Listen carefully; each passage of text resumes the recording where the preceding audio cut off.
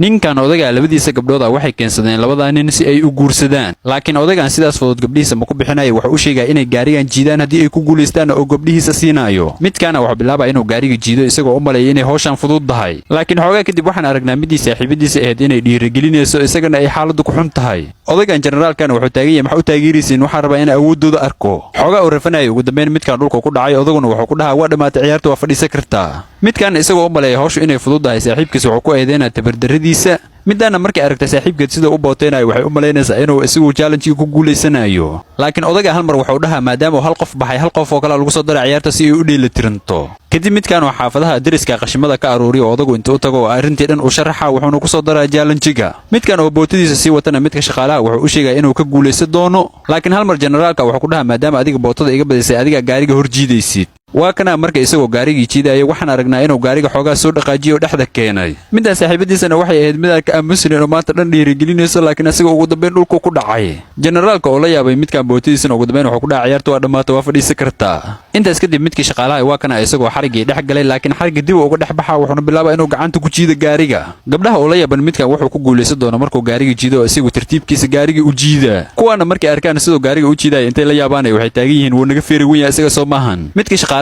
markuu guuleysto gabdhaha abood waxay ku dhahay anaga shaqaale ma rabneen nimankeena jaanis kale noo sii gabdhihiisa markay baryaha ka badiyeen ugu dambeyn wuxuu ku dhahay waa idinku raacay laakiin challenge kale u qabanaa nimankan iyaguna arrintaas intay ku farxaan midaan saaxiibkeed u timaaday waxaynu ku dhehaysaa waxa iga ballan qaadaa inaad challenge-gaas ku guuleysanaysid generaalkana waa kana nimankan gabdhihiisa soo doonto intuu soo wado guriga qaybta sare soo saaray wuxuu ku dhahaa challenge-gana waxa waaye inaad bush up samaysiin dhammaantiin haddii aad 100 kor u dhaaftiin qofka ugu dambeeya guuleysanayo midkan oo mar kale faanan wuxuu taagan bush up haday timaado idinka dhunta midana abeed waxay ku dhehaysaa nimankan waxa maalayacnaa u diris maxaa waaye laakiin isagu wuxuu u sheegay inuu iyaga ka taxadarayo oo rabo inuu u dooro niman awood leh intaas kadib challenge-ga wuu bilowday waxaan aragnaa kuwan inay si fiican bush up u sameeyaan markii ay shan xabad dhaheen isla markaan midkan geeska xiga xaaladdu ku xumaatay kana markuu arkay midkii shaqaalaha oo hanta hal mar xitaa neefsanin dhulku ku kala tuuray laakiin isagu arrintaas wuu adkaystay bush up-tiisana hore u sii watay kana kii kala tuuray hal mar midana soo ordaysa waxayna bilaabaysaa inay dhaawaca saaxiibkeed jiidato kadib markii uu soo kici waayay labadii kalena waa kuwan challenge-gooda hore u wataa laakiin mid saaxiibkiina waa kana qabaqabo ku nasana maanta dhan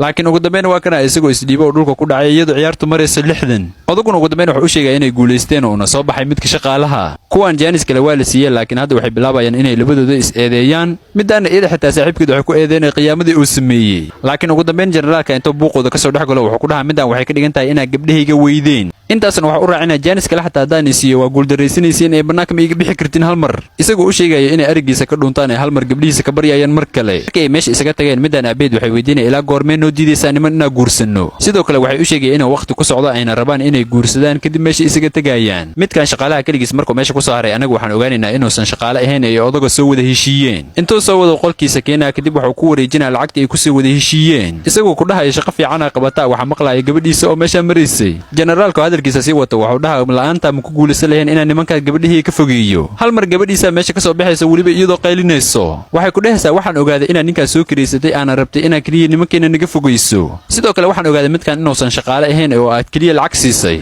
kadib iyadoo xanaaqsanay meesha isaga tagtay isaguna waa kana oo ka soo dabaxay si uu ugu sheego si wax u jiraan iyadoo sariirteeda tagtay oo ooyin isaga camiranaysa waxa uu imaanayo midii kale walaasheed ahayd waxay ku dhahaysaa ninkaas hadii lagu diidaa ka walwalin si qarsoodi ah oo la kulmi kartaa aniga xitaa sidaas sameey rabaa laakiin iyadoo intay soo kacday waxay u sheegaysaa inay jirto arrintaas arrin ka daran sidoo kale waxay u sheegaysaa inuu aabeed soo kireystay ninkaas si uu uga guuleysto nimankooda kaliya hal mar generaalka qolkooda ugu soo galaya isagoo gabdhihiisa ka codsanaya inay iska cafiyaan intaasna waxa uu raacinaa nimankaas meesan idin jecleen ee waxay rabeen kaliya lacagtiin inay ka faa'iideystaan marka ay weydiiyaan siday ku aamini karaan wuxuu tusaa muuqaal laga duubay kuwii iyaga rabay muuqaalkaasna wuxuu ahaa labadooda oo dhahaya gabdhahaas waa inaa guursanaa si ay ugu faa'iideystaan lacagtooda kaliya kadib ayagu waxay bilaabayaan inay walwalaan oo xanaaqaan iyagoo isweydiinaya siday sidaas ugu sameyn karaan kadib aabood waxay ka codsanayaan inuu iska cafiyo hadda kadibna ay keensan doonaan niman wanaagsan laakiin isagu wuxuu ku dhahaa waxaas idinkaan dhahaa midka ay keentiinba challenge-gayga waa inuu maraa sababtana wuxuu ku sheegaya inuu rabo kaliya inuu ka taxadaro gabdhihiisa ugu dambeynna muuqaalku intaasuu ku ekaayay hadda halkaas soo gaarta leegnoosa gabadhan yarta u jeedin hooyadeeda waxay ku dhahday cunno soo kari laakiin waxa ka gubatay baashi cunnada ku karinaysay oo dhan waxay isku dayday hooyadeed inay soo jeediso laakiin iyada mashquulkeedu saa'id u ahay waxay bilaabaysaa inay meesha isaga tagto mashquulkeedu intoo la ekay xitaa dabka maysan arkin gabadha yarna weli waxay isku dayaysaa inay dabka damiso markay guriga ka baxda waxa u soo uraayo wax gubanayo laakiin waxay isku qancinaysaa inay iyada la sawirinayso waxaas midda yar dabka markay dami weysay waxay go'aansatay inay habareerteed arrinta u soo sheegto iyadoo baaskiil soo qaadatay oo wadada sii maraysa gaari dardara midkii gaariga waday meesha uu isaga cararay iyadoo wadada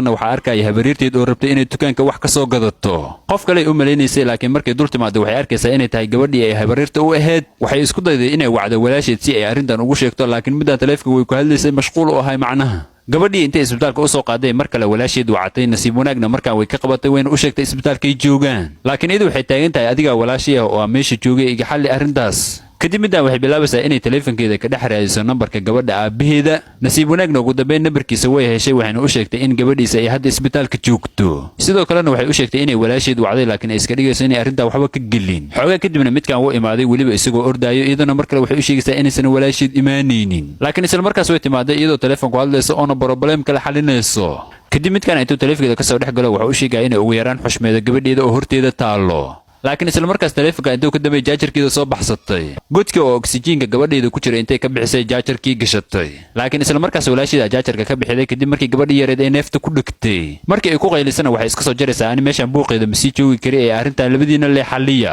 2 asbuuc kadib gabadhii yareed isbitaalka way ka soo baxday. aabuhuna wuxuu keenay guriga hooyadeeda maadaama ay iyadu qaadatay labadooduna ay isfureen. kadib gabadhu aabaheed waxay u sheegaysaa inaysan keligeed gurigan uusan uga teginin, laakiin isagu wuxuu ku dhahaa hadda makaa tegaya ee waxaa kaa tegaa markii ay hooyadaa shaqada dib uga soo laabato. midaan hamiinkii oo dhan guriga way ka maqnayd, markii dib u soo laabatana waxay aragtay in ninkeedii hore uu joogo. xoogaa isla doodayeen ugu dambeyn wuxuu ku dhahaa gabadheedii sidaan ku soo fiirsan dooni ee waa kaa wada doonaa. intuu soo baxo midko abukaata u yimid wuxuuna u sharaxay xaaskiisu waxay gabadha ku sameeyday. abukaatu wuxuu ku dhahaa hadalkaaga inuu run yahay muku qancaaye ee waxaan samaynaynaa baaritaan. dhinaca kale waxaan aragnaa hooyadu inay gabadheeda bannaanka u soo waday ayna rabto inay isbedesho qof wanaagsan ay noqoto. gabadhii waxay u sheegaysaa inay asbuucan oo dhan ay fasaxa iyada la qaadan doonto, gabadhuna way ku farxee. laakiin hal mar midko booskeeda ah soo wacay waxayna bilaabaysaa inay dhahdo hadeertaana ku imaana iyadoo gaariga gabadhii ku xirtay. xoogaa kadib aabuhu wuxuu arkay in gabadhu ay gaariga ku dhex jirto, iyaduna waxay u sheegtay inay hooyadeed sidaan sameeyday. wuxuu bilaabay inuu iyada taleefankeeda waco, arrintii marka u sheegana waatan iyadoo ordayso gaarigana gabadha way ka furtay. aabuhuna isagoo la hadlino wuxuu bilaabay inuu gabadhiisa meesha ka wato laakiin iyadu way kasoo daba baxday. kadib si toos ay abukaatiya u yimaadeen, isaguna waa mar uu baaritaankiisii soo dhammaystay. markii uu sheegay inuu cadeymo badan hayo gabadhana ay dhibaato u geysatay waxay bilaabaysaa inay gabadheeda ku dhahdo hadda kadib waxaa kuu noqonaa qof wanaagsan. laakiin gabadhan marar badan ay sidaan ku dhahday hadalkeeda ma dhegaysanayso, waxayna u sheegaysaa inay rabto inay aabaheed la noolaato iyada oo dhehaysa markii aan qof wanaagsan noqdaa kusoo doonanaho muuqaalku dhammaanaya. hadda halkaas soo garta leegnosa.